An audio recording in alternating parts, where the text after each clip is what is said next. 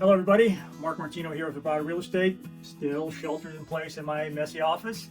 And today I wanted to talk to everyone about the real estate market here in the Bay Area, more specifically San Mateo County. Last time I did one of these was about 2 months ago, and it was just at the time that we had gotten hit by the sheltered in place orders. The stock market had just come down more than 20%. Unemployment, was just starting to spike, and things were looking pretty dire. So let's dig into the numbers. Let's see what has transpired in the last 2 months, and if it's good or bad for the real estate market going forward. If you follow me at all, you always hear me ranting about how home prices in San Mateo County follow whatever the stock market's doing. And as much as I love this correlation, when the stock market first started collapsing, I surely thought, well, home prices have to follow. However, what's been pretty incredible is just how much they have rebounded. So I normally like to graph San Mateo County single-family home prices against the Dow Jones Industrial Index. There are better indexes that reflect what Bay Area companies are doing in terms of their stock values. The Dow Jones Industrial Index is made up of many companies, primarily outside of the Bay Area. The Dow Jones Industrial Index is down about 17% since February 2020. However, indexes comprised of local companies have demonstrated a much better recovery since February. The NASDAQ overall is only down about 5%, but this is still not completely local. If instead we look at the Bloomberg Silicon Valley Tech Index, it is only down 2.5% since February, and the Silicon Valley 150 has completely recovered. This index covers much more than just the local tech companies, period. So this has been an exceptional recovery for local stock values. However, we have to ask ourselves, is this overly optimistic? There's still much uncertainty ahead of us. We have, of course, the COVID virus, which is still out there. We don't know maybe if there's going to be further outbreaks, if it's going to be seasonal, and how it might then impact business going forward. And we still haven't really felt the full impact of what it means to have 36 million people unemployed. How many of those will actually get back to work, how many will not, and what will this really mean to the economy going forward? So while the stock market locally has recovered exceptionally well, there could still be some repercussions that we have yet to feel. So let's talk about what has happened in real estate since the shelter-in-place orders went into effect in mid-March.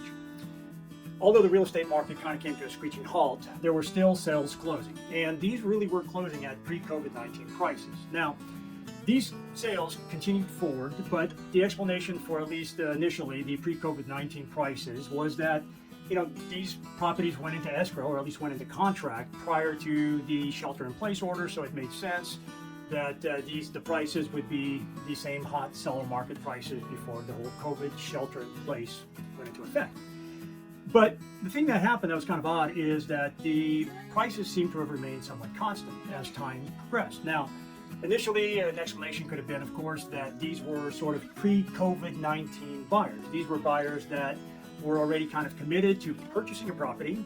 They also had potentially already sold their stock to make that down payment prior to the stock market crash. So they hadn't experienced the pain of lost wealth and really were still in the mindset that they were going to own a home.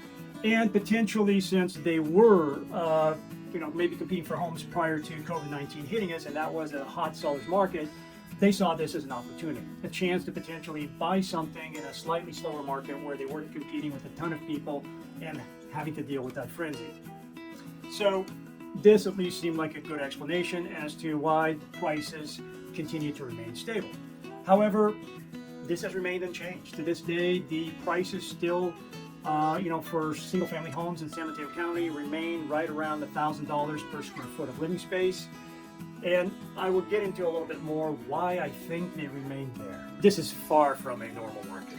There are far fewer viewings today of homes than there used to be. This is because, of course, all of these strict restrictions regarding the ability for somebody to go into a home and view it. Initially, you couldn't even view occupied homes, only vacant homes, and even then it was difficult. Things have loosened up a bit, but nonetheless, it is still far more difficult to go show a client a home than it used to be before. Some compensation has been made with better technology such as virtual tours and 3D Matterport viewings, coupled with architectural layouts being available on the MLS, so that buyers have a better idea of what the property is all about and potentially understand whether they really want to go physically into the property and look at it, or maybe it's just not for them. But as I previously said, this is not a normal market.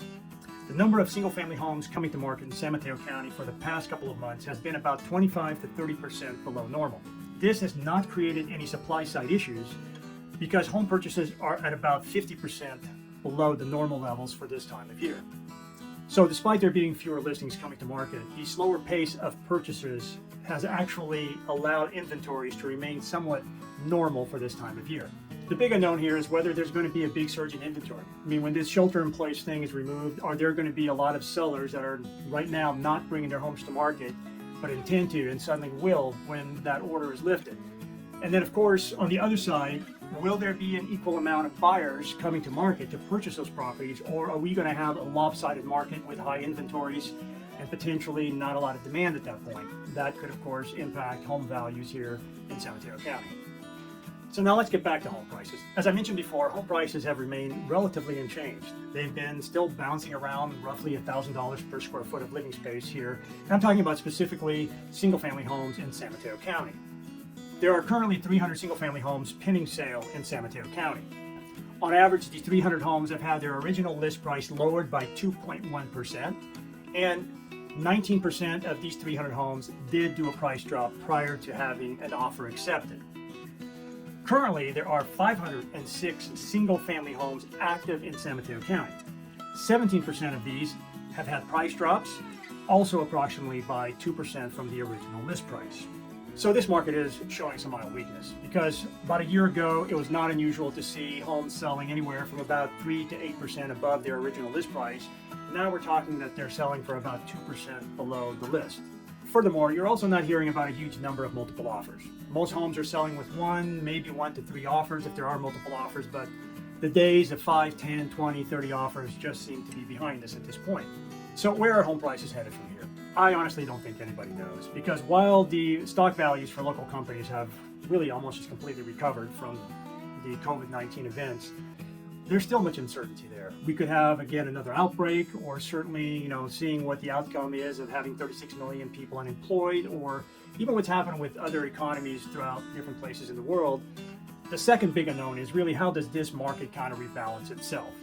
Currently, we are seeing very few buyers and also very few sellers really in this housing market. What we are seeing right now is certainly the number of purchases being very anemic, such that inventories are slowly building up.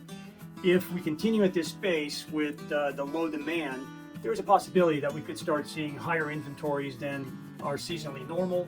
And of course, if the supply is much greater than the demand, that can only mean one thing, and that is eventually prices would have to come down. So I wish I could provide you a bit more clarity with what might be happening with the real estate market going forward, but I honestly don't think anyone can. There is just so much uncertainty with what's going on with the global economy, the national economy, and even the local economy. You have to consider that Silicon Valley is really kind of a global mecca. I mean, we sell products and services here that are used globally. So it's not just what's happening in the United States. If there's another country out there of significant GDP that buys a lot of products and services from the United States, if their economy isn't doing so well because of COVID-19 or God knows what else, we are going to be impacted. It's certainly going to be less products and services that we are selling to them, which could then mean, of course, less earnings for a local company here in Silicon Valley, which means lower stock price, and that will diminish then somebody's purchasing power here because their stock options at that company are just not as valuable as they once were.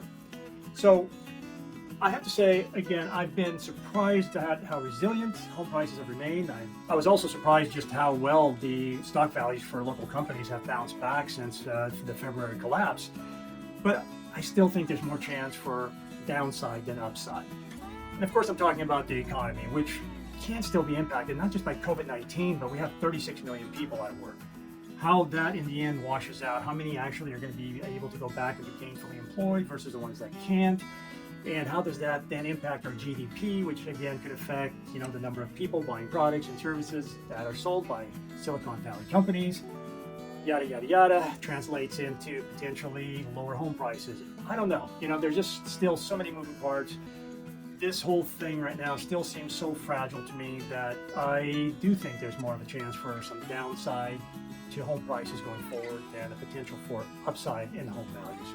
But what's important is, hey, It didn't hit us that hard here in the Bay Area. We've actually been very fortunate compared to some other areas in the United States, such as Washington or New York. So most of us still have our health. We haven't lost any loved ones. And let's just see how this plays out. And I hope it all plays out well for you. All right? Until next time, Mark Martino.